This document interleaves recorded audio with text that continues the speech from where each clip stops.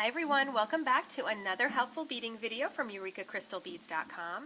Today what I'm going to be showing you is how to do another stitch tutorial. This is circular brick stitch, and it's such a great, fast, easy stitch that you'll actually be able to whip up this great quick little earring. I'm going to be showing you how to do the basic simple brick stitch around the pearl, as well as how to do a brick stitch picoed edging. Now before I get started, I just want to remind you to go take a look at our channel on YouTube if that's how you're viewing, and hit that subscribe button if you want to see all the new content that we put out. Alright, so to get started, what I have here is some Fireline. This is 4-pound Fireline that I have threaded on a size 12 needle. You don't have to use a size 12 needle, you could use something thicker, but this is just sort of my needle size of choice. And I also have waxed it to make sure that my tail sticks to the rest of my thread, and just so my tension is a little bit tighter.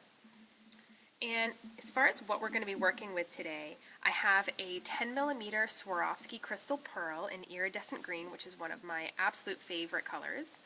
And then I have two size 11 seed beads. I have a silver color and then sort of a matte emerald iridescent color here. So what I'm going to start by doing, actually, let me just empty out some of my beads first.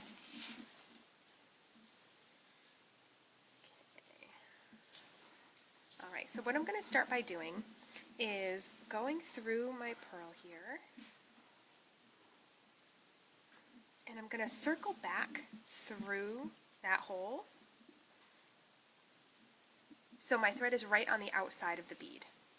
And just hold that tail there. Just leave a tail that's long enough that you could stick a needle on there later and weave it in. I just usually hold it with my finger there.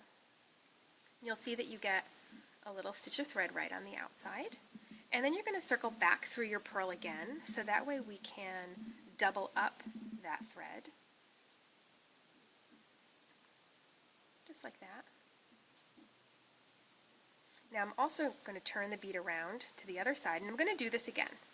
A doubled thread on the outside. This way we have a doubled thread on one side of the pearl and a doubled thread on the other side of the pearl.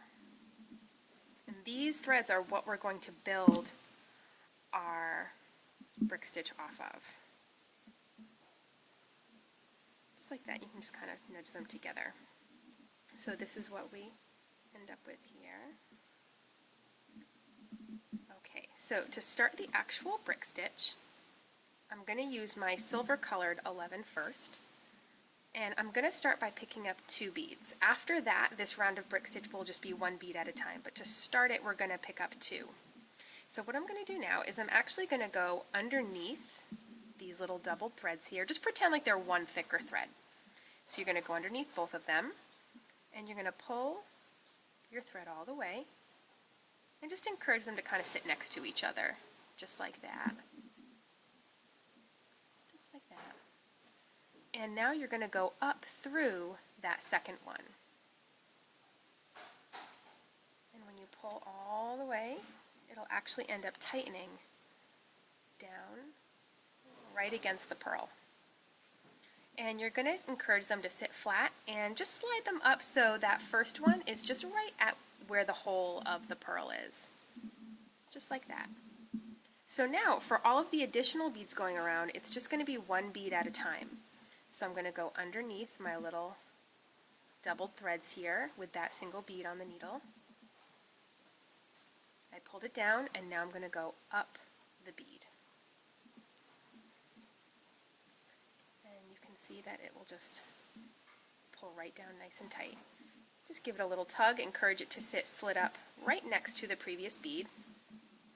And I'm going to show you one more time before I cut away and have you rejoin me once I've made it all the way around. So again, I have my new bead on there. I go underneath the stitch of thread, and you can see the needle can move around down there. So if you looks like it's a little further away, that's fine. The whole thing can slide up towards the previous beads.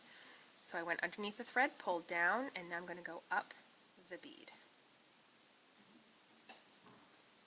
And then just pull down nice and tight. And just encourage it to sit down flat against the bead. So you can see I now have 4 beads that are in a row using circular brick stitch going around the pearl. So I'm going to continue to go around, and I will have you rejoin me when I get back here to show you how we start the next row. But as far as what to do when you get to that hole that's at the bottom of the other side. Really, you're just going to ignore that it's there. You're just going to pretend like these two doubled threads just continuously go around the pearl. You'll ignore that that hole is even there, okay? All right, I'll see you back in a minute.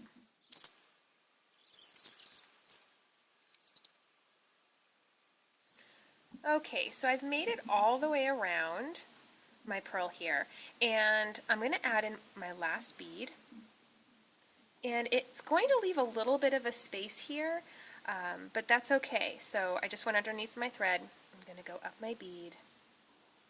And you might look and say, oh, but there's a little bit of a space there. That's okay. It's better to have a little bit of a space there than to try to cram in one last bead, because remember, all of these beads can shift around a little bit. So now what I can do is I'm going to go down that first bead that's there, the very first bead I had picked up, and then up the bead that I was just coming out of. And it's going to sort of zip those two together. And you're really not going to have the space that you think you would. And again, these can all shift around a little bit, so they'll be able to sort of make up for any space that's there by just moving them around a little bit. So again, leave a little bit of a space. It will sort of correct itself, and don't try to just cram one last bead into a space that really isn't there to accommodate it. So this is our little ring of circular brick stitch, and on its own, it's actually a really lovely surrounding for that pearl. But now I'm going to show you how you could do something a little different, which is a picoed brick stitch edging. Now, if you didn't want to do that and you just wanted to do another round of singular brick stitch, you would just do exactly what we started with. You'd start by picking up 2 beads to start it off. You'd go underneath the stitch of thread and then up the second of those beads, and then just continue 1 bead at a time, just like we did starting off here.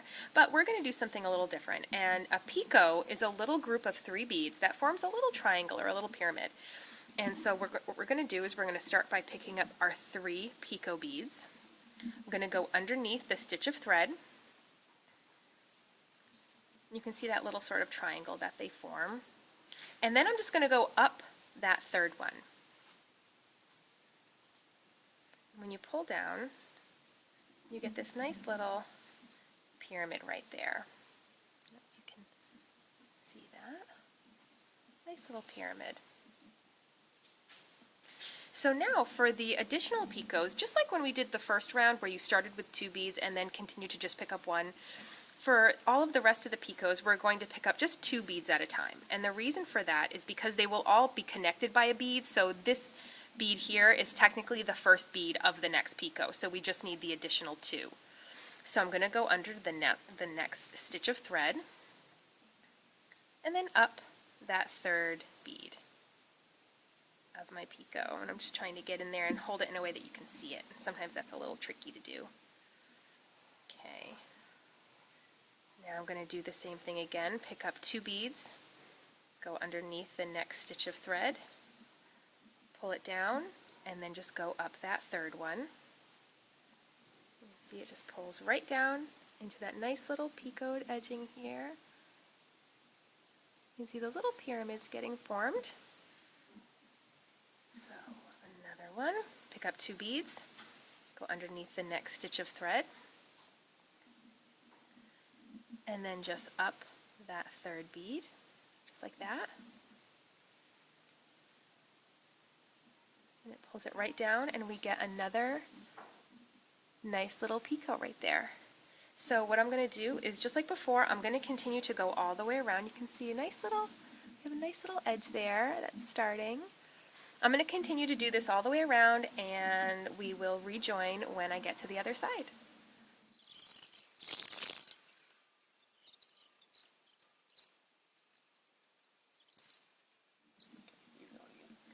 Okay, so now we have 1 space left for the last Pico, but really we only need 1 bead now because the first bead of our Pico is already there, and the first bead of the first Pico is going to serve as the final bead of this last Pico. So we just need the one that's sort of in the top. So I'm going to pick up my single bead, and I'm going to go down the first bead of the first Pico, and now I'm going to go up the bead that I was coming out of again. And you can just pull a little tight, and you'll see that now we get our bead to stand right up there.